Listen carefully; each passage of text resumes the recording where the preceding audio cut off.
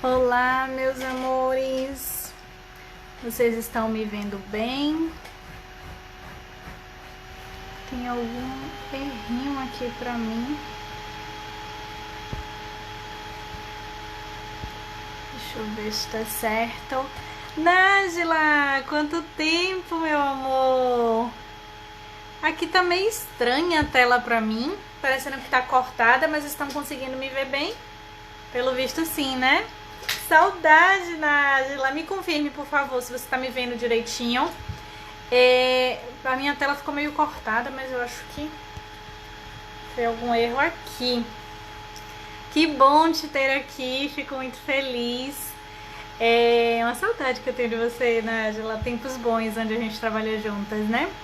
Bom, hoje vamos falar um pouco sobre família, escola e inclusão, né? E a gente vai ter a Vivi Fernandes aqui comigo, que a gente vai bater um papinho sobre isso. Aguardando aqui a Vivi chegar. Bem-vindo, Marcelo. Ou Marcelinha, não sei qual dos dois é. Ai, obrigada, Nájila, pelo retorno.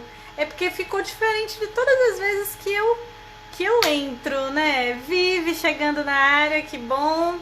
Já vou aqui aceitar sua solicitação. Vivi tá chegando aí, gente, para dividir a tela aqui comigo. Aguardando só um pouquinho, gente. Bem-vindo, João. Vivi, que bom te ver. Oi. Olá, Vivi. Tive um probleminha para entrar hoje aqui, mas acho que normalizou. Uma amiga tá me confirmando aqui que tá dando para me ver direitinho, porque minha tela ficou cortada. Não sei por quê, se foi algum erro, uma novidade aí do Instagram. Ah, Mas tá. graças a Deus. Aí você tá me vendo Eu direitinho? tô te vendo direitinho. Ah, ótimo. Bom, já coloquei aí o nosso tema, que é família, escola e inclusão, né? A Vivi vai dividir essa live comigo. A gente organizou da seguinte forma: no final a gente vai fazer os comentários, ver as perguntas de vocês também. Gente, bem-vindo todo mundo que está chegando. Ai, quanto tempo! Bem-vindo também. Então, assim, no início a gente vai falar um pouco, né? Eu vou dar alguns conteúdos aqui para vocês e depois a Vivi vai falar também. E no final a gente abre para comentários, dúvidas de vocês, tá bom? Vivi, quer falar alguma coisa antes de iniciar? Não, só agradecer a presença de todos, né? Verdade. Muito obrigada, gente, por todos vocês que estão aqui. Quem for chegando depois também, que não pegar tudo, vai ficar gravado. Bem-vindo, Garley. Gente, todo mundo que está vindo aí, vai subindo, às vezes a gente não vê, então bem-vindo a todos, tá? A gente preparou esse conteúdo com muito carinho para vocês. E estamos de amarelo não à toa, né? Por causa do Setembro Amarelo, a gente vai trazer um pouquinho desse conteúdo relacionando com a inclusão e a relação família-escola.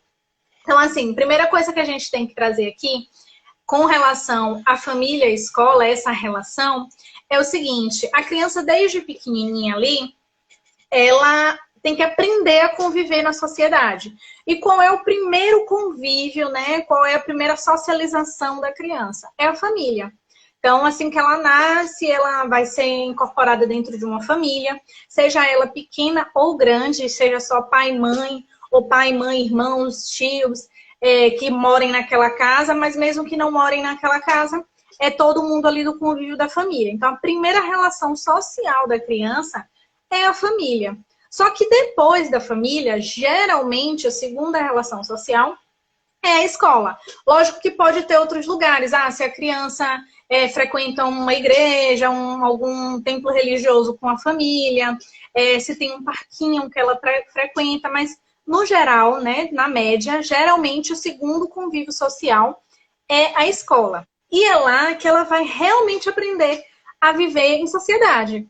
Porque, assim, quando ela tá na família, principalmente novinha, muita coisa é aceita pela família. Ah, ela é criança, ela é bebê, vai aprender e tal. Então, a família aceita muita coisa, né? E não por maldade, pelo contrário, por carinho. Mas quando ela vai para a escola, ela que tem que começar a aprender também a viver. Então, ela começa a ter que aprender a viver com a diferença. Então, se tiver alguma coisa nela que as pessoas julguem diferente, as pessoas podem olhar diferente para ela. E ela também pode olhar diferente para outras pessoas por causa da diferença. Então, é nesse momento, geralmente, que a criança aprende a viver com a diferença. Eu costumo dizer que criança não nasce preconceituosa, nem contra raça, nem contra credo, nem contra nenhum tipo de necessidade especial. Ela não nasce preconceituosa, ela se torna preconceituosa.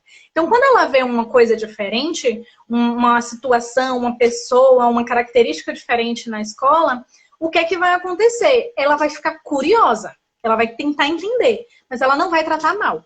Aí, às vezes, as pessoas ensinam, aquilo é feio, aquilo é ruim, e aí vai poluindo a formação da personalidade daquela criança. Mas, de cara, o que gera a coisa diferente, né? O que gera na criança é curiosidade. É querer entender o que é aquilo, o que é aquela pessoa, o que é aquele objeto. Gera aquela curiosidade. Então, é bom vocês entenderem que essa questão de ele sair do meio onde tudo é dele, tudo é aceito, para uma sociedade que é a escola, em que todo mundo tem vontade, todo mundo tem desejo, e não é só o desejo dela que prevalece, aí é uma nova situação onde ela começa a ter que aprender a diferença, aprender a lidar com rotinas, com coisas diversas, tá? Então, é um dos melhores avanços na aprendizagem da criança, é a introdução na escola, independente da idade que ela entra. E aí, a gente tem que pensar que tem que existir essa relação também entre a família e a escola. Porque se a família simplesmente coloca na escola e não se relaciona, querendo entender como é que está acontecendo, querendo dar e receber feedback da escola, ela acaba enfraquecendo a criança, porque se a criança passa um bom tempo na escola e chega em casa não conversa sobre isso, ou se acontece alguma coisa de ruim na escola e a família não fica sabendo, vai enfraquecendo isso. Então, se a gente quer fortalecer a criança, a gente tem que fortalecer a relação entre família e escola. E é muito importante dizer, gente, que a relação família-escola não é só no momento de reunião, que é um dos pontos assim, mais fracos que eu vejo na relação família-escola, é isso.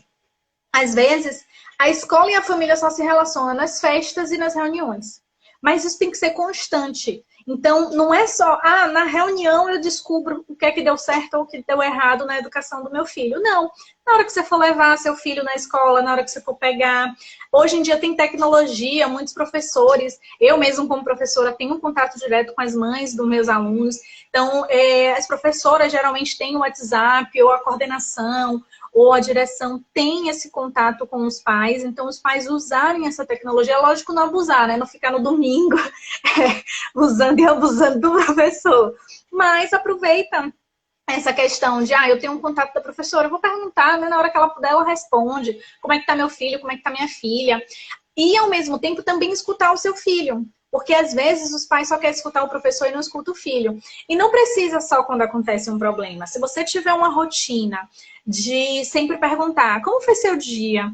O que aconteceu lá na escola? O que você descobriu de novo? O que você aprendeu? Me mostra o que você aprendeu. Eles vão te mostrar tanto as coisas maravilhosas que eles vão descobrir, mas também vão se sentir seguros e à vontade para contar, poxa, mamãe, aconteceu tal coisa que eu não gostei. Poxa, papai, aconteceu tal coisa que eu não gostei. Então, você fortalece a criança se sente à vontade de falar. Agora, se toda vez que a criança for falar alguma coisa que aconteceu na escola, você fala, depois, tá, é besteira. Ela nunca vai se sentir à vontade de falar.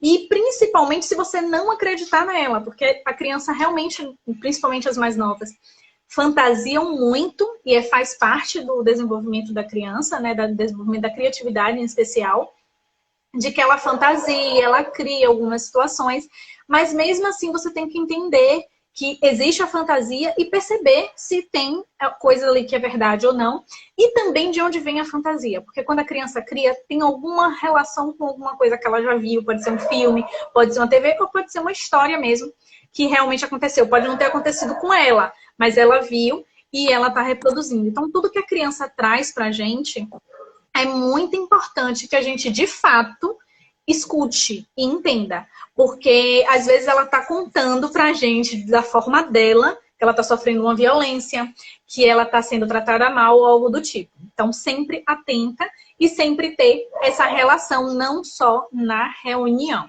ok, gente? A criança, quando está confiante, quando está segura, ela vai contar problemas também, né? E ela não sabe lidar com problemas. A gente adulto, às vezes, não sabe lidar com problemas. Imagine uma criança. E por que a gente trouxe essa questão de a gente discutir aqui, né? Falar. Na verdade, a gente não fez hoje em formato de discussão, porque a gente vai uma complementar a fala da outra. Mas por que a gente trouxe esse assunto hoje? Porque a gente quer mostrar para vocês que essa relação família-escola pode evitar muitos problemas, pode evitar muitos conflitos e até a questão aí do Setembro Amarelo, que é até uma situação pior como um suicídio, tá? Então, o que é que eu vejo? Existem crianças e adolescentes, isso já aconteceu comigo como professora, que está com um comportamento totalmente modificado e a gente não procura saber o que é. Então, se uma professora percebe o comportamento estranho e tem uma relação boa ali com a família, eles vão ali trocar figurinhas, conversar um pouquinho para tentar entender o que está acontecendo. Mas se não existe essa relação, é como se fossem duas forças separadas. A professora descobre um problema e não consegue agir sozinha, porque não sabe qual é o problema. Ou a mãe descobre um problema e pensa que é só ela que está vendo, é coisa da cabeça dela, ou é superproteção, e aí não conversa com a escola. Mas esse comportamento geralmente está nos dois lugares, né? A criança está convivendo ali nos dois lugares. Pode ser uma tristeza excessiva, pode ser uma raiva excessiva. Eu faço orientação educacional e já tive com alunos que não sabiam controlar a raiva. E aí, quando você via, por que ele não conseguia controlar a raiva? Às vezes, por um bullying que ele sofreu. E aí, ele guardou, no momento do bullying, ele guardou. Porque ele não sabia se defender. Mas aquilo ficou ali dentro, e não tem coisa pior do que você guardar, né? Vivi, que agora está estudando psicologia, vai ver muito isso. Quando a gente guarda muito alguma coisa de ruim dentro da gente, isso só destrói a gente. Mas isso manifesta no comportamento. E se o professor ou a professora estiver atenta a esse comportamento, eles vão conseguir identificar, tem alguma coisa errada aqui. Ele está muito retraído, está muito tímido, está muito triste, ou está muito agressivo. Às vezes desconta a raiva em uma pessoa que não tem nada a ver, explode por besteira. Então a gente tem que perceber, porque pode ser um caso de bullying. E geralmente quem é que sofre mais bullying? O considerado diferente. Seja ele por deficiência física, seja ele por deficiência auditiva, visual, ou nenhuma deficiência, mas uma característica como um cabelo diferente, ou como uma dificuldade de aprendizagem. Então, como a gente falou na nossa última live, né, uma necessidade especial, seja ela qual for, ela é vista muitas vezes com o olho torto, né? A pessoa olhar, não, ela é diferente, né? Aí começa a fazer o bullying. E muita gente é cruel na hora do bullying. E isso pode ser, às vezes a pessoa pensa, o bullying só é ruim se for agressão física. Só que nem sempre é a agressão física que é pior. Às vezes a agressão verbal, né? A violência intelectual, a violência psicológica mesmo, ela dói muito mais. Eu agradeço a Deus que eu tive uma deficiência temporária, mas eu não sofri tanto preconceito. Tá? Eu agradeço a Deus por isso. Eu acho que hoje eu sofro até mais preconceito pelo meu cabelo, por exemplo, do que eu sofri com a deficiência. Mas provavelmente porque eu não nasci com deficiência e eu estava já no ensino médio, com um grupinho, com uma galera que já me aceitava e me conhecia sem a deficiência. E aí tive a deficiência. Então eu já era aceita, digamos assim, no meio. Mas é muito mais difícil você se introduzir. E às vezes esse comportamento diferente, que não é bem percebido e que não é acolhido, né? O principal é esse, acolhido, pode gerar uma situação muito triste, chegar a uma depressão, chegar a uma agressão excessiva e uma violência que pode levar o outro ao hospital. A gente já viu vários casos aí, né, de crianças que sofrem bullying, depois voltam na escola para se vingar. Acontece muito nos Estados Unidos, mas já aconteceu aqui no Brasil também. A gente já viu algumas notícias aqui. E até a própria pessoa chegar ao suicídio. E nesse Setembro Amarelo, a gente está querendo conscientizar as pessoas de que o suicídio acontece quando a gente menos espera. Eu costumo dizer que quem quer se matar não avisa para que ninguém impeça, né? Geralmente quando as pessoas ficam, eu vou me matar, eu vou me matar. Lógico que pode acontecer de uma pessoa ficar falando que vai se matar e realmente se matar. Mas a maioria das pessoas que querem se matar, ela oculta que querem se matar para que ninguém impeça. Porque primeiro ela tem que criar a coragem de fazer aquilo, né? Não é fácil. E depois que ela cria coragem, ela vai querer que alguém impeça? Geralmente não. Então ela não conta, né? E aí a gente tem que observar os sinais. E tirar da nossa cabeça que só quem faz isso é adulto. Às vezes a gente pensa que só adulto vai fazer uma situação dessa. Criança, infelizmente, pode fazer, faz menos, mas pode fazer, mas adolescente, eu acho que acaba fazendo mais, porque tem mais consciência também de como fazer, né? E tá numa fase muito complicada, que é uma fase difícil, de aceitação, de rebeldia, de hormônios, de conflitos. E é a fase que mais sofre bullying, né? Então, assim, eu quis trazer essa reflexão inicial, justamente para vocês entenderem essa relação família-escola, entenderem que se ela for forte, ela fortalece a criança. Se essa relação família-escola ela for forte, ela identifica conflitos, ela pode resolver conflitos ou ela pode até evitar conflitos. E evitar uma situação muito desagradável, né, que pode chegar, infelizmente, a um suicídio em um ato de desespero de uma criança, adolescente ou um adulto. É isso mesmo, é uma fase de transição, a adolescência é uma fase muito complicada e que a gente tem que ter uma atenção redobrada. Não é rebeldia por rebeldia, gente, é uma fase difícil mesmo. Então, assim, eu queria passar agora a falar para a Vivi para ela contar uma experiência que exemplifica, né, essa situação de um comportamento diferente, que mudou repentinamente e que trouxe consequências, infelizmente, que não eram as que a gente espera, né? Vivi, com você. Primeiramente, boa noite a todos, para quem chegou agora. O que a gente estava compartilhando, né? Quando eu estava na sexta série, na época, eu conheci um colega, ela era colega de colégio, mas de turmas diferentes. Mas ele, assim, foi uma das poucas pessoas que me trataram muito bem na escola, nunca sofri bullying, ou olhar atravessado, ou comentário, cochicho deles. Pelo contrário, ele sempre me tratava bem e perguntava se eu precisava de ajuda para alguma coisa. E aí, de repente, uma noite, a gente começa a escutar um barulho estranho, né? Porque a gente estudava até 18 horas, já estava à noite, já tinha anoitecido. E aí eu me lembro, que começou um barulho como se muitas coisas estivessem quebrando ao mesmo tempo, jogando, um barulho muito alto, e a gente não sabia, a gente achou até que o prédio estava desabando. E aí, quando a gente foi saber, tem um aluno jogando as cadeiras em cima de todo mundo, sai correndo, e foi um desespero na escola, todo mundo saindo correndo, ninguém sabe o que é que estava acontecendo ao certo, se alguém tinha entrado no colégio, invadiu, ou o que é que estava acontecendo, ninguém sabia. E aí, quem corria saiu correndo da sala, eu não corria, então meu irmão ficou na sala comigo, ele foi para. A gente estudava na mesma sala na época, então ele ficou na sala comigo e com a professora. E aí nós fomos os últimos a sair da sala quando estava, entre aspas, mais calmo. Mas ainda assim a gente não sabia o que estava acontecendo. E aí, quando a gente conseguiu sair para a portaria da escola, aí eu perguntei o que está acontecendo. Ah, fulano de tal tá jogando tudo para cima, tá quebrando. E mesmo a gente na portaria, a gente estava escutando barulho. Ele jogava as cadeiras por tudo quanto era lugar. Aí a polícia chegou, foram os policiais armados, tudo, cacetete. Aí a gente começou depois não escutar mais barulhos de, de cadeiras sendo atiradas em algum lugar, mas sim gritos da polícia batendo nele. E eu pensando, e eu comentava com segurança, nossa, mas ele é tão bonzinho, ele não tá fazendo isso porque ele quer, né? Tipo assim, mas ele tá errado, porque ele tá quebrando a escola toda. E assim, o segurança da escola me pediu para não olhar para ele quando ele passou, mas eu vi marcas de sangue no chão.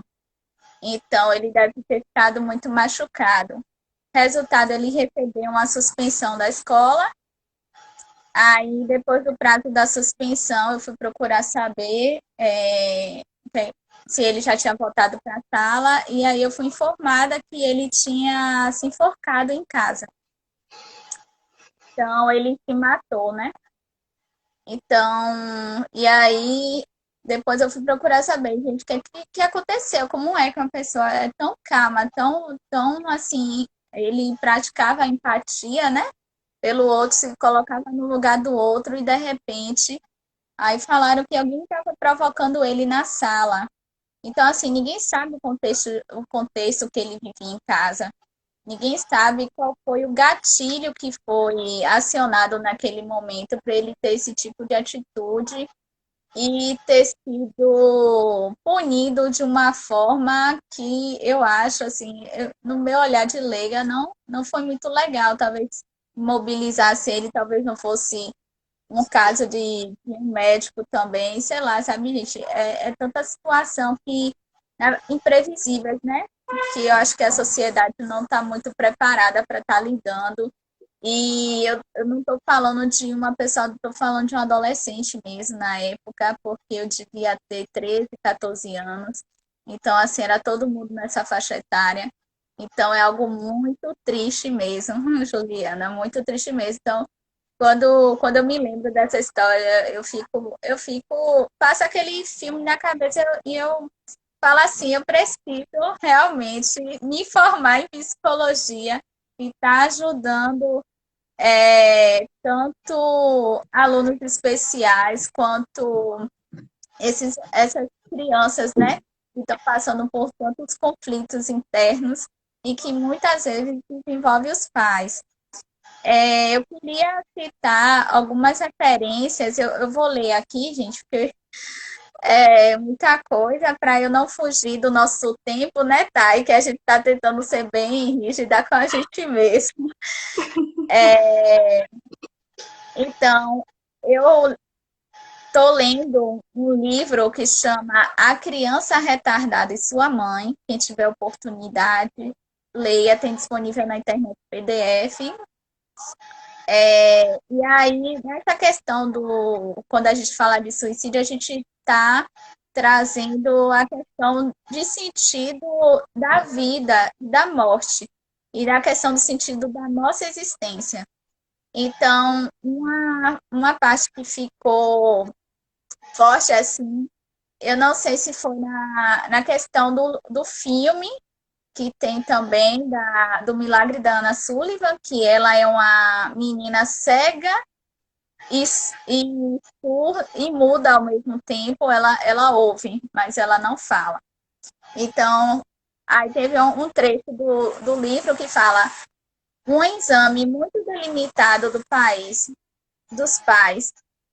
que se vê em dificuldade pelo nascimento de uma criança doente, classificada desde o início como irrecuperável e, portanto, na perspectiva de vir a ser uma asilada. Então, eu pergunto a vocês, o que é que mudou daquela época até hoje no contexto de como a gente vê as pessoas com deficiência hoje? Então, como é que eu vejo o meu aluno hoje em sala de aula? Será que eu estou vendo o meu aluno com a mesma capacidade que um aluno não especial tem? Então, é bom refletir sobre isso. Tem uma citação de um teórico da constelação familiar, do Bert Hellinger, que ele fala de 3 ordens do amor, que a primeiro é pertencimento, segundo ordem, o terceiro equilíbrio. E um outro médico tem feito estudos e ele falou sobre a questão de que somos formados por 3 elementos mesmo, né? A psicologia também estuda isso aqui, só o espírito, corpo e alma, e que nosso corpo reflete nossas ações. E até também aquelas ações que a gente não tem, né, Thay? Que você falou anteriormente, e que muitas vezes isso vai desencadear algum tipo de enfermidade. Então, Tem a questão do cuidado, né? Das emoções, que os pais devem estar atentos, porque isso se reflete no comportamento dos seus filhos, no caso, pais ausentes, pais que se silenciam, pais negligentes, pais emocionalmente afetados também. Então, assim, e eu finalizo aqui minha participaçãozinha para a gente começar a responder os questionamentos com a letra da Legião Urbana de Pais e Filhos, que diz: estátuas e cofres e paredes pintadas. Ninguém sabe o que aconteceu. Ela se jogou da janela do quinto andar. Não é fácil de entender. Então, a mensagem que eu deixo para vocês é: pare, pense e reflitam quanto vale uma vida. Arrepiei, Vivi. Bem-vindo, Rick, bem-vindo todo mundo que está chegando aí. Obrigada pela presença de vocês. Esses exemplos que você deu, assim, ilustra bem, né, as reflexões que a gente resolveu trazer aqui hoje, né? Às vezes a gente tem aquela coisa, ninguém sabe o que aconteceu, como a própria música aí de Renato Russo fala, mas sempre aconteceu algo. A questão é que às vezes a gente não enxerga. O comportamento desse seu amigo, foi do nada. Não, gente, não foi do nada. Talvez você não tenha observado tudo que aconteceu antes. Seja, no caso, as crianças e adolescentes por causa da idade, por causa da imaturidade, ou seja, por causa de falta de atenção dos mais velhos, né, dos pais, mas sim tinha alguma coisa acontecendo. Às vezes são coisas que as pessoas acham bestas, mas que não são. Eu sou vista como uma professora rigorosa, né? Alguns consideram isso elogio, outros consideram isso ofensa. Eu considero algo necessário na educação. Mas eu dou muito cortes em meus alunos para evitar situações como essa. Então, às vezes eles estão brincando com coisas que para mim não é brincadeira. Então, falando muito, botando um apelido pejorativo, falando alguma coisa que pode ofender, que pode... Porque assim, eu acho que a brincadeira acaba quando o outro não leva na brincadeira. Se você tá levando na brincadeira, tá tudo bem. Mas se o outro não tá levando na brincadeira, acabou a brincadeira. E aí, muitas vezes, eu corto, principalmente quando a gente tava no presencial, né? Algumas brincadeiras e os alunos falam: ah, Pro, mas a gente tá brincando. Aí eu geralmente falo: pergunta seu colega se ele tá brincando ou se tá gostando da brincadeira. Se ele tiver... Aí a gente até pode pensar em deixar a depender do conteúdo, mas tem conteúdos que eu nem deixo. Eu falo, não, isso pra mim é inadmissível. Mas, às vezes, uma brincadeira, sei lá, chamar de bichinha, falar aquela preta ou aquela branquela, são brincadeiras que ofendem, né? Ou então baixinha, ou gigante, ou gordo, magro, seja lá o que for, com característica, com coisas que podem ofender, ou brincar com a mãe, né? Eu hoje moro numa ilha que é meio cultural, para mim é ofensa, mas é meio cultural, aqui na ilha as pessoas brincarem com a mãe do outro. E eu não deixo. Isso aí eu realmente não deixo, porque para mim é falta de respeito. Mas, às vezes, a pessoa brincou demais, pirraçou demais o outro brincando com a mãe, aí a pessoa foi guardando, guardando, guardando, e aí uma hora explodiu, ou sobre alguma coisa. Então, assim, aquele comportamento dele, é uma pena a gente não saber o que foi que aconteceu, principalmente se a gente estivesse vivendo naquele tempo, né? Naquele momento, é uma pena que ninguém daquele momento tenha entendido o que é que estava acontecendo. Porque se tivesse entendido naquele momento, talvez tivesse evitado a tragédia.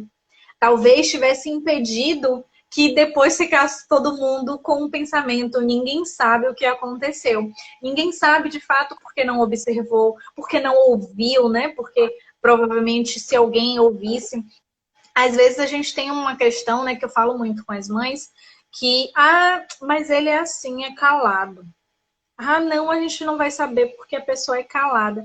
Gente, sempre tem como, se você realmente estiver disposto a ouvir. Nesse momento mesmo, eu estou fazendo orientação com uma aluna que é extremamente tímida e que ela não consegue realmente colocar para fora o que ela sente. Mas existem estratégias para isso, tanto pedagógica, quanto psicopedagógica, quanto psicológica. Então, às vezes você como mãe, você como professor, você como parente não consegue, mas leva para um profissional que vai ter as ferramentas. É como você falou, né? Você está se formando em psicologia para ajudar essas pessoas. Você, quando estiver formada, você vai ter ferramentas que até o silêncio vai te dizer alguma coisa. Eu costumo dizer isso para os pais.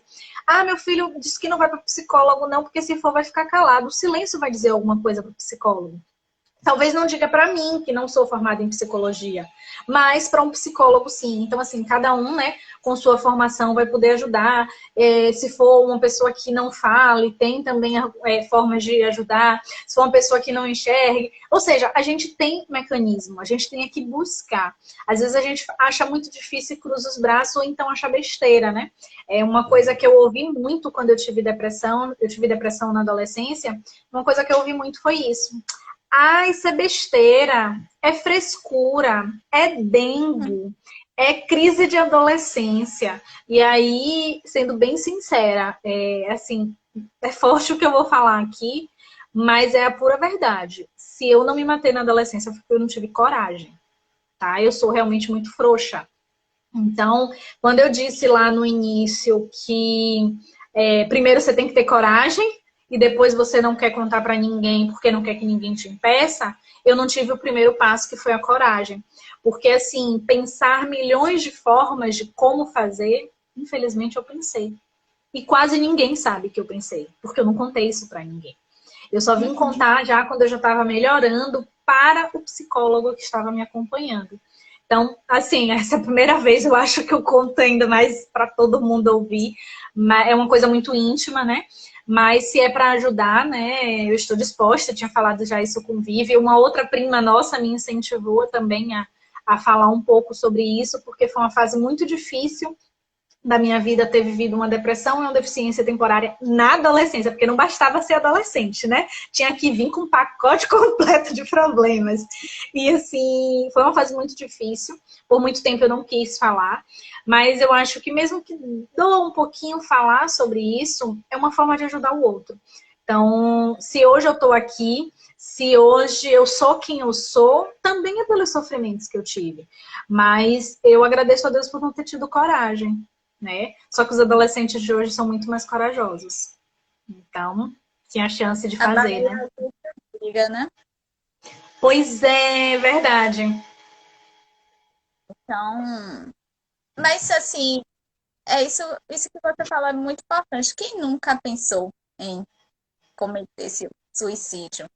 Porque é um tabu ainda na sociedade, né? A gente falar sobre isso, falar que não, eu tive um desejo, até porque, né, eu tô no meio evangélico, eu sou cristã, mas assim, se a gente comentar isso dependendo da pessoa, ela condena. Fala assim, Sim, oxe, você tá servindo a Satanás ou a Deus? Então, assim, e, gente, se alguém está passando por uma situação e chegar com um comentário, poxa, eu tô com vontade, tenha certeza que aquela pessoa está passando por uma angústia muito grande e que ela precisa de atenção. Quantos filmes gospels tem relatando suicídio dentro das igrejas? Quantos pastores se matam, né? Eu estou trazendo a questão da parte cristã aqui, porque realmente eu não sei, tá, se você tem estado em algum local assim de templo religioso que ainda tem isso meio que um tabu assim que você não pode comentar que você é visto como Satanás, né? Mas assim, é importante a gente estar trazendo isso, gente, porque se está se tratando na questão de contexto de igreja, o porquê não familiar, né? sim, E muitas vezes, como o Thay falou, você não percebe os sinais. E nesse livro fala justamente isso, Thay. E muitas vezes são os rótulos, né? Infelizmente. A criança é assim, porque é isso. Sempre tem um motivo que justifica um comportamento da criança. Mas você não vai buscar qual é a fonte que está desencadeando toda aquela situação. Você não trabalha para isso porque você já rotulou que ela tem aquele comportamento por X coisa. E na verdade não é a X coisa. A X coisa só está refletindo nesses comportamentos, não é a causa. Então, o que tá falando é bem importante, gente. Então, os pais têm papel muito muito importante nessa fase. Os professores, por incrível que pareça, muita gente não dá valor, mas são os professores, muitas vezes, que identificam as deficiências dos seus filhos. Valorizem os professores. Valorize, porque e quando eu estava fazendo letras, eu discutia com o povo. Falava assim, os médicos que me perdoem, mas eu falava assim, os educadores têm que ganhar muito mais que qualquer profissão, muito mais até que a medicina, porque antes do médico existe o professor. E se Sim, se a sociedade não entende isso, a gente não consegue fazer nada. é verdade. E assim, às vezes a gente, aí falando como professora, né? Às vezes a gente identifica coisas e às vezes não consegue nem espaço, sabia? Para falar com os pais. Por isso que eu achei tão importante esse tema relação família-escola. Porque é como eu falo com algumas mães, a gente fica cheia de dedo para falar, né? Então, tem mães que a gente fala uma situação e escuta, pede conselho, ouve conselho, porque tem gente que pede conselho, mas não ouve o conselho, né? Pede Tá? conselho, ouve o conselho, mas tem mães que não dá nem espaço para que a gente fale. E quando a gente fala também não ouve. Então, eu acho que muita gente, inclusive, aqui confunde, né? Onde eu atuo hoje, psicopedagogia com psicologia. E aí, muitas vezes, quando eu falo, olha, eu recomendo, e eu geralmente recomendo quando eu percebo, que seu filho seja encaminhado para um psicólogo. Ah, Pro, então a senhora atende. Gente, eu não sou psicóloga, eu amo psicologia, eu estudo por conta própria, mas eu não sou formada. Então, eu não posso atender. Eu faço orientação educacional, que é uma outra pegada, ajuda bastante, mas mesmo quando eu faço orientação educacional, há casos que eu falo, olha, aqui acabou onde eu consigo ir. A partir daqui é psicólogo. E aí muita gente fala, ah, não, mas psicólogo é muito caro. Ah, não, mas é desnecessário. Ah, isso é besteira, isso é pra coisa de pra gente rica. É tanto mitos, tantas situações que tem, né? Pra louco, é pra rico, é besteira. Você falou essa questão aí da religião, foi uma coisa que a gente falou, que eu falei com a psicóloga na última live, né? Que às vezes quando uma pessoa que é religiosa, seja de que religião for, que entra em depressão, as pessoas costumam dizer que é falta de Deus, e isso é muito cruel, porque uma coisa não tem nada a ver com a outra. Ela fez uma analogia bem interessante, que quando uma pessoa está com problema do coração, ninguém diz que é falta de Deus. Uma depressão é uma doença tal qual, só muda o órgão que afeta, né? Só muda que local que afeta. Mas aí a pessoa tem colesterol, tem qualquer outro problema, ninguém diz que é falta de Deus. Mas quando É, é depressão, diz que é falta de Deus. E muitas vezes por isso é que a pessoa não é ajudada. E é bem interessante a questão dos sinais, é que quando você falou, Vivi, que quem nunca pensou em tirar sua própria vida, né? Eu acho que em vários momentos da vida a gente vai pensando isso, e eu acho que adulto até pensa mais do que uma criança, por exemplo. Adulto e adolescente pensa mais do que uma criança. A criança geralmente não faz isso, mas se fizer, meu filho, a situação já tá feia. Porque a criança geralmente não vai pensar nisso, né? Mas se pensar, é porque a situação tá muito crítica mesmo para aquela criança. Só que às vezes o sinal, ele vai vir em comportamento, mas também vai vir em palavras. Então, às vezes a pessoa não vai dizer eu quero me matar. Às vezes a pessoa vai dizer eu não vejo sentido para minha vida, que é praticamente a mesma coisa. Então, se ou a a pessoa questão diz, diga, Vivi. dela ficar triste, né? Porque assim, gente, para você cometer o suicídio, primeiro você começa a perder a alegria de viver. E você se torna uma pessoa triste não porque você quer, mas porque você não consegue enxergar mais sentido em nada. Então, a gente está falando de algo muito sério, porque a depressão tem um índice muito alto de pessoas que se afastam de empregos, ela realmente paralisa. E tem os níveis, né? Então, não vou Sim, entrar em detalhes, porque eu estou muito recente na faculdade, eu não tenho propriedade para falar. mas assim, pelo que eu vivi, até estudando administração, Thaís, a gente estudou um pouco de suicídio.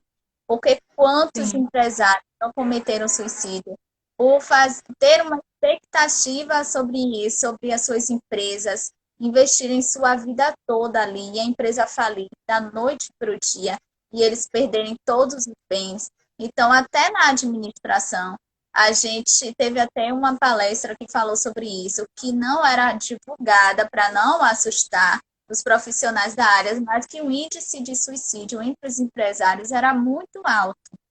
Então, essa questão mesmo de falar que doença é pecado, gente, vamos ler a Bíblia, vamos ver que existem discípulos que é recomendado estar tomando um cálice de vinho com frequência por conta das muitas enfermidades.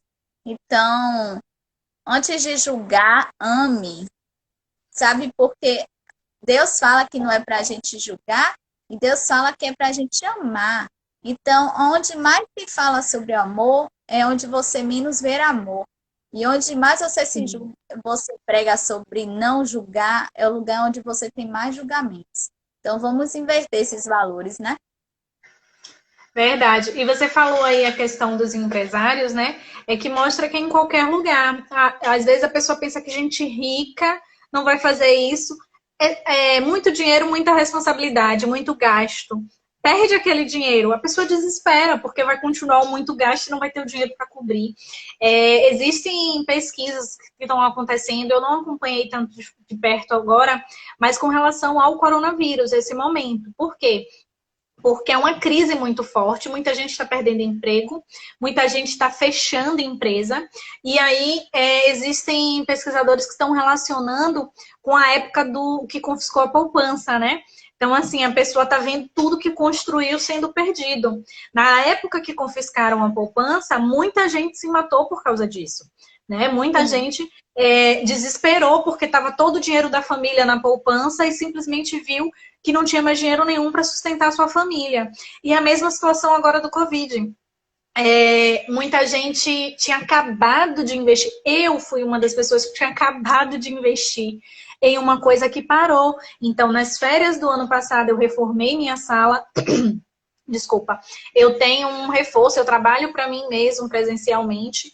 E eu tinha reformado o meu reforço, eu comprei materiais novos, meu reforço ficou maior, os alunos ficaram apaixonados quando voltamos às aulas. A sala ficou linda, modéstia à parte, ficou uma maravilha. Se vocês olharem aqui no meu Instagram, eu tirei foto do antes, depois, então se vocês olharem as fotos do início desse ano, a sala ficou muito bem organizada, bem bonitinha, e a gente ficou muito, foi um mês presencial. Então aquilo foi um baque para mim também. Imagine para várias outras pessoas. Eu estou me reinventando. Eu perdi mais de 50% dos meus alunos. Muita gente fechou loja, fechou restaurante. Então, assim, essa questão também está fazendo muita gente ficar numa situação de desespero. E o desespero também. Então, a tristeza leva ao suicídio, o desespero leva ao suicídio. E é o que você falou, mais amor, né? Porque às vezes a pessoa fala que está mal e a gente simplesmente, você tem problema, eu também tenho. Isso é frescura. Tem a força de vontade. E às vezes a pessoa quer ter força de vontade, mas ela não consegue. Ela não consegue. E é muito difícil. E uma coisa também que eu acho importante falar aqui, que existem pesquisas aí, quando você falou dos níveis de depressão, né? Realmente, às vezes, leve. Existe o crônico, que eu acho que é um dos piores, né? Porque leva mais tempo. Mesmo que oscile, né? Fique ali, sei lá, tem gente que fica 10 anos, 20 anos em depressão, mas uma hora mais fraca, uma hora mais forte. Eu acho que o crônico é o pior, porque não consegue sair daquele meio. Mas também a gente não pode esquecer que tem a questão genética, né? Existem já estudos que mostram isso. Então, se você tem alguém na família que teve ou tem depressão, infelizmente, você também tem chance de ter. Então, você tem que se cuidar mais. Esses dias eu ouvi uma pergunta assim, para a senhora que já teve depressão, a senhora pode voltar a ter? Posso, infelizmente posso. Eu não fiquei isenta, eu não tomei uma vacina. Pelo contrário, eu acho que eu tenho até mais chance de ter. Porque eu tenho a genética, porque eu já tive, tenho o histórico, então tenho a genética e histórico, e por isso eu me cuido muito mais. Então, quando vocês veem aqui eu dividindo atividade física, meditação, uso de coisas naturais, é justamente porque eu sei que eu preciso cuidar do meu corpo e da mente. E quando você faz atividade física, não é só estética, gente. Existem comprovação que a atividade física gera hormônios que traz felicidade, que traz bem-estar. E também existem pesquisas que mostram que a atividade física combate a depressão. E se a depressão é tão ruim, e eu sei porque eu vivi na pele, eu não quero ela de novo para mim, né? Então, eu tô fazendo de tudo para cuidar de mim, mas porque eu tenho força hoje para isso. Mas tem gente que não tem. Né? Tem gente que não tem. A gente tem sim que incentivar. E eu faço isso com todos que eu percebo. Eu incentivo, se eu divido a minha rotina aqui, também é uma forma de incentivo. Quando alguém me chama no direct e fala, Thay, eu não consigo. Já tem gente que mandou, eu até achei bonitinho. Eu falei assim, Thay, bota num potinho essa sua disposição e manda no correio para mim. Porque eu não tenho. Então, assim, todas essas mensagens que eu recebo, eu acolho e tento orientar, ajudar, dar dica, incentivar, mas eu não julgo, porque cada um sabe da sua realidade, né? Cada um sabe o quanto é difícil. Agora eu digo uma coisa, que se eu sair da depressão, foi porque eu me dediquei, porque não adianta todo mundo ao redor também ou querer ajudar e você não querer, mas também nem tanto nem tão pouco, nem todo mundo julgar, nem todo mundo querer ajudar e você não fazer a sua parte. Você também tem que fazer a sua parte. E o que eu percebo é que às vezes as pessoas apontam muito o dedo. Se eu dependesse dos outros para sair da minha depressão, sendo bem sincera, eu acho que eu estaria até hoje. Porque eu tive mais gente para apontar o dedo, para me julgar, principalmente porque eu era adolescente. E aí por isso que eu acho que para adolescente tem essa dificuldade, porque o adulto fala, não, o adulto tem muito problema mesmo. O adulto tem conta para pagar, o adulto tem filho para sustentar. E o adolescente não tem preocupação com nada, isso é frescura. E aí eu tive muita gente que apontou o dedo, eu fui chamada de louca, eu fui chamada de dengosa, eu fui chamada de tudo que vocês possam imaginar, mas ninguém entendia. Então eu acho que o que você falou aí de ter empatia e de ter amor e julgar menos, eu acho que é a chave, principalmente falando de suicídio, de depressão, de tristeza, porque só a pessoa que sente é que sabe, né? Exatamente. E tem uma frasezinha que eu gosto também, que fala assim, mente sã, corpo sã. Então, é exatamente o que você está falando. Cuidado do corpo também, né? Então, Sim. é um conjunto, gente. Então, a gente tem que tratar da alma, do corpo e do espírito, tratar da nossa mente e do nosso corpo. Porque se a gente... Todo mundo tem que entender que o nosso corpo tem que... há uma frasezinha, tá? Que eu escutei, que um exército dividido nunca vencerá uma guerra. Então, imagine aqui que o exército são Perfeito. todos os membros, todo o seu corpo.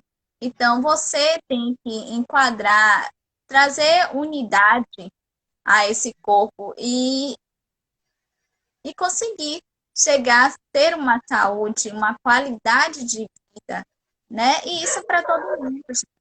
Porque eu mesma tenho um diagnóstico de deficiência rara. Então, é difícil para mim, às vezes, querer fazer alguma coisa e não poder fazer sozinha. Ter que estar sempre dependendo de terceiros. Mas, assim, eu vou morrer por isso? Não. Eu posso ajudar outras pessoas com as minhas experiências. Por que não usar isso para ajudar crianças? Tá, eu encontrei um menininho de 5 anos com o mesmo diagnóstico que o meu. Sabe? Ai. Que a mãe entrou em contato comigo. Então, assim, gente, meu, todo mundo vem nessa terra com uma missão. Vocês têm que deixar isso bem claro aqui. Todo mundo vem aqui com uma missão. Qual a sua missão? Procure saber e perguntar assim, o que é que eu vim fazer aqui? Você não veio aqui para desistir de uma batalha. Você veio para enfrentar uma batalha. E essa batalha é a vida. Então, enfrente ela com coragem, pedindo forças a Deus, ou algo à luz, não sei no que você crê, mas peça essa força maior para que te guie na sua missão. E assim você vai encontrar sentido na vida e vai conseguir encontrar aquela motivação para seguir em frente. Poxa, você disse tudo.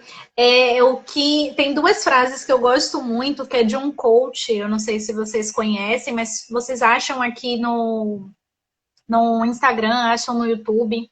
Eu nunca fiz curso dele, mas eu acompanho muito o conteúdo dele, que é o Jerônimo Temel. E tem duas coisas que eu acho que resume aí o que você falou. Que uma é a questão de que se fosse fácil, todo mundo faria. Eu não sei se essa frase é dele, mas ele fala muito isso. Se fosse fácil, todo mundo faria. Então, não é fácil. Então, não é fácil ter uma deficiência rara e ter que viver e ter que correr atrás de seus objetivos, de seus sonhos. Não é fácil. Não é fácil as mínimas coisas. Às vezes, você acordar de manhã cedo para ir no médico, ou para trabalhar, ou para estudar quando você está cansado. Não é fácil. Às vezes as pessoas acham que porque eu malho todo dia é fácil. Não, é porque eu decidi, uma decisão, né? Que eu iria cuidar da minha saúde. Para mim foi muito doloroso ter perdido o painho com tanta doença. Painho, para quem não sabe, é nosso avô, mas que me criou como filha, né? E painho morreu com várias doenças. E eu saber que eu posso ter todas aquelas doenças, eu saber que eu não tive os meus 15 anos junto com ele. Eu fazia aniversário um dia depois do dele. Ele fazia dia 11, eu fazia dia 12. E ele morreu quando eu tinha 14 anos, então meus 15 anos perdeu a graça. Foi muito difícil saber que ele morreu com um monte de doenças que a gente pode evitar. Colesterol, pressão alta, diabetes, problema de coração. Acho que de todas as doenças que ele teve, a única que ele não podia evitar era um problema de coração, porque, pelo que eu me recordo, acho que ele já nasceu com esse problema, que é um problema de coração pequeno, né, menor e tal. Mas todos os outros foi por causa do estilo de vida que ele viveu. E eu não tô aqui julgando, não. Escolha, foi escolha. Painho viveu intensamente, isso a gente não pode negar. Painho viveu intensamente, fez tudo o que ele queria, do jeito que ele queria. E até quando tava doente e proibido, ele comia os doces deles escondido. Então, ele viveu intensamente, isso a gente não pode negar. Nossa, mas ao mesmo tempo... eu lembro de minha... Vale ressaltar também, né? Que ele não tinha nível superior. Até que série que ele estudou, Thay? Se eu não me engano, foi quarta ou foi terceira série. E acredito.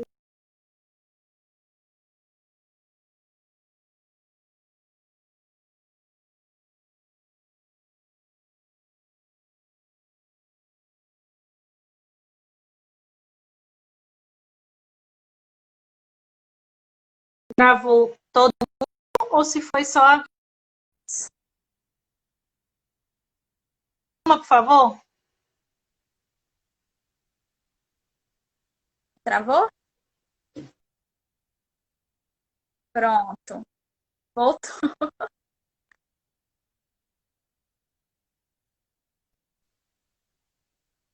Não, eu tô falando que meu avô, apesar de só ter estudado até a quarta série, ele dava aula para engenheiros. E que isso Sim. tem que ser lembrado por nós, netas dele, né? Que foi o legado que meu avô deixou. Que o motivo de ter ido até a quarta série naquela época, acho que era muita coisa, né, Thay? Então, assim, Sim. e todo o conhecimento que meu avô adquiriu traz pra gente aquela coisa, conhecimento é diferente de certificados. Sem Então, dúvida. experiência você não compra. Uhum. E assim, ele trabalhou em uma das maiores empresas do Brasil, né? Que é a Petrobras. Então é um legado realmente. Ele fez parte da Petrobras, ele fez parte da história da Petrobras. E assim, tudo que ele trouxe. E como eu disse, ele viveu intensamente. Só depois que ele morreu que eu fiquei sabendo que ele descobriu o problema de coração ainda jovem. Acho que ele tinha uns 20 e poucos anos, ele descobriu. E ele podia ter feito uma cirurgia. E ele decidiu, a cirurgia era arriscada e ele corria o risco de morrer na cirurgia. E o que ele decidiu? Viver intensamente todos os dias como se fosse o último, já que ele ia morrer de qualquer jeito, estava condenado a isso. Todos nós vamos, né? Mas no caso dele, ele tinha essa doença. E depois que ele descobriu, ele amava doce.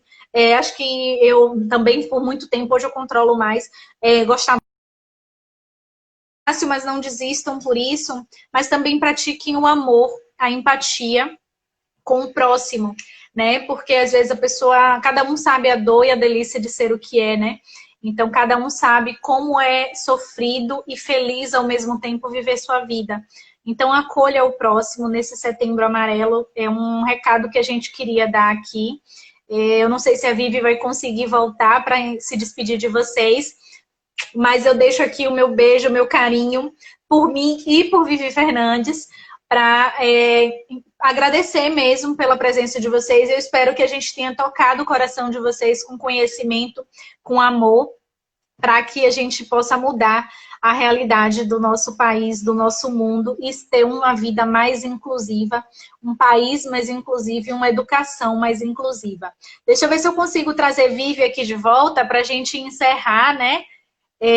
Com Vivi, olá Edson, olá Kelly, deixa eu ver, Vivi solicitou aqui de novo, a gente tem acho que um minutinho. Vivi, vê se você dá para dar as palavras finais, porque a gente tem, eu não tenho certeza quanto tempo a gente tem, porque caiu e voltou, mas dá as palavras finais aí. É isso, né? Em referente ao Outubro Amarelo. Em frente a essa batalha, nunca desista, persevere, porque a vitória é certa. Isso aí, gente. Muito obrigada pela presença de vocês. Vivi, eu amei mais uma vez dividir aqui com você. A ideia de trazer esse tema foi muito legal, e principalmente com os seus exemplos que ilustrou, né? A gente conseguiu ir prática, né? Que eu acho que é o ideal para que as pessoas entendam e percebam que a dificuldade está na vida de todos. Cabe a nós enfrentar e também apoiar quem está precisando, porque nem todo mundo consegue sozinho. Então, apoie o próximo, dê amor ao próximo e pratique a empatia. Obrigada, gente. Um beijo. Vivi, obrigada também. Tchau, gente. Até a próxima. Tchau.